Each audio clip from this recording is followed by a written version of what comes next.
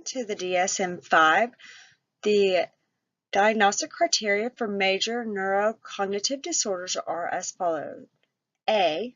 Evidence of a significant cognitive decline from a previous level of performance in one or more cognitive domains, such as complex attention, executive functions, learning and memory, language, perceptual motor, and social cognition, based on, number one, a concern of the individual, a knowledgeable informant, or the clinician that has been a significant decline in a cognitive function, and two, a substantial impairment in cognitive performance, preferably documented by standardized neurophysiological testing or, in its absence, another qualified clinical assessment. Then you got B, the cognitive deficiency interfere with independence in everyday activities at a minimum, requiring assistance with complex instrumental activities of daily living, such as paying bills or managing medication. C. The cognitive deficiencies do not occur exclusively in the context of a delirium. And D. The cognitive deficiencies are not better explained by another mental disorder, such as major depressive disorder or schizophrenia.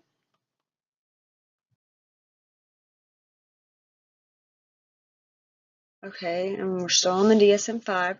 Probable Alzheimer's disease is diagnosed if either of the following is present. Otherwise, possible Alzheimer's disease should be diagnosed. Number one, evidence of a causative Alzheimer's disease genetic mutation from a family history or genetic testing. And two, all of the following are present. A clear evidence of decline in memory and learning based on detailed history or serial neuropsychological testing. B, a steadily progressive, gradual decline in cognition without extended plateaus. And C, no evidence of mixed etiology, absence of other neurodegenerative or cerebral vascular disease, neurological, mental, or systematic disease contributing to cognitive decline. And I want to apologize, my dog came outside and is barking at me. Okay, I found this diagram or graph image very interesting. Alzheimer's disease is the sixth leading cause of death in the United States. More than 5 million Americans are living with Alzheimer's. By 2050, it could rise as high as 16 million. Every 66 seconds, someone in the United States develops the disease. More than 15 million Americans provide unpaid care for people with Alzheimer's or other dementias. In 2016, these caregivers provided an estimate of 18.2 billion hours of care, valued at over $230 billion. In 2017, Alzheimer's and other dementias will cost the nation $259 billion. By 2050, these costs could rise as high as $1.1 trillion. 35% of caregivers for people with Alzheimer's or other dementia report that their health has gotten worse due to care responsibilities compared to the 19% of caregivers for older people without dementia. 1 in 3 seniors die with Alzheimer's or another dementia. It is more than breast cancer and prostate cancer combined. It kills more. And then since 2000, deaths from heart disease have decreased by 14%, while deaths from Alzheimer's disease have increased by 89%. Okay, the treatment, I am not even going to try to pronounce those meds. There's a list of medications that are usually given. However, these medications have some undesirable side effects, such as gastrointestinal disturbance, muscle aches, vomiting, heartburn, headache, loss of appetite, diarrhea, loss of balance, hepatotoxicity, and shorter half-life.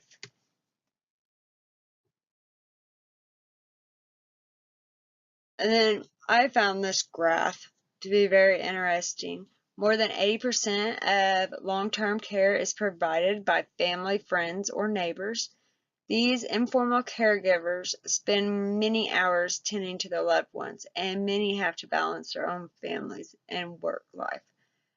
The age of the caregivers, you can see that the highest is 23% or 29% is 50 to 59 years old.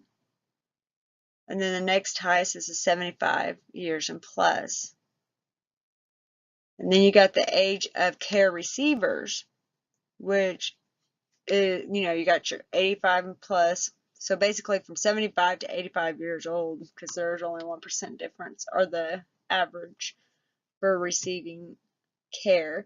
And then time spent caregiving, I mean, you got the highest percentage that said was 10 to 39 hours a week.